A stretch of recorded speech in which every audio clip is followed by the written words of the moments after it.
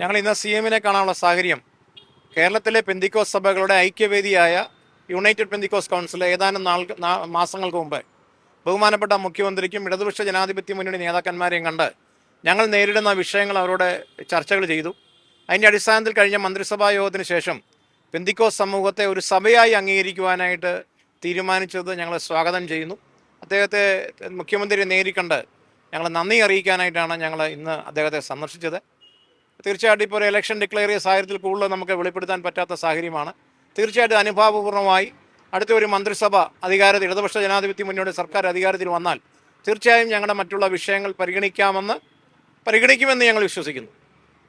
ഇപ്പോൾ കഴിഞ്ഞ മന്ത്രിസഭയിൽ ഒരു സഭയായി അംഗീകരിച്ചിരുന്നു. അതിലൊരു സഹായം അങ്ങനെയാണ്. തീർച്ചയായും ഞങ്ങളെ സംബന്ധിച്ചോളം ഞങ്ങൾ സമദൂരത്തിൽ നിൽക്കുന്നവരാണ്. ഞങ്ങളിൽ പല രാഷ്ട്രീയ പാർട്ടിയിൽ പ്രവർത്തിക്കുന്നവരുണ്ട്. പക്ഷേ അതിലുപരിയായിട്ട് ഞങ്ങൾ പ്രഖ്യാപിച്ചത്, ഞങ്ങളുടെ ദേശീയ കമ്മിറ്റി കൂടി ഇപ്പം പ്രഖ്യാപിച്ചത്, ഞങ്ങളെ സഹായിക്കുന്ന മുന്നണി അതാര് തന്നെയാണെങ്കിലും അവരെ തിരിച്ച് സഹായിക്കുമെന്ന് ഞങ്ങൾ പ്രസ് കോൺഫറൻസ് വിളിച്ച് ഞങ്ങൾ പ്രഖ്യാപിച്ചതാണ്. അപ്പോൾ ഈ സാഹചര്യത്തിൽ ഞങ്ങളെ സഹായിച്ചിട്ടുള്ള ഇടതുപക്ഷ ജനാധിപത്യ മുന്നണിയാണ്. തീർച്ചയായിട്ടും ഞങ്ങൾക്ക് അവരോട് കടപ്പാടുണ്ട്, നന്ദിയുണ്ട്. അവരെ സഹായിക്കണം എന്നാണ് ഞങ്ങൾ ആഗ്രഹിക്കുന്നത്.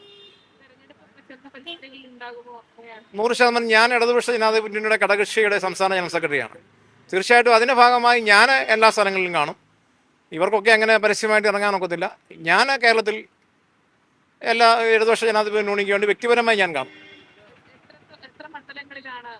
ഞങ്ങൾക്ക് 45 അസംബ്ലി മണ്ഡലങ്ങളിൽ നിർണായകമായ ശക്തിയുള്ളതാണ്. പീരുമേടിൽ ഞങ്ങൾക്ക് 35,000-40,000 വോട്ടുകളുണ്ട്.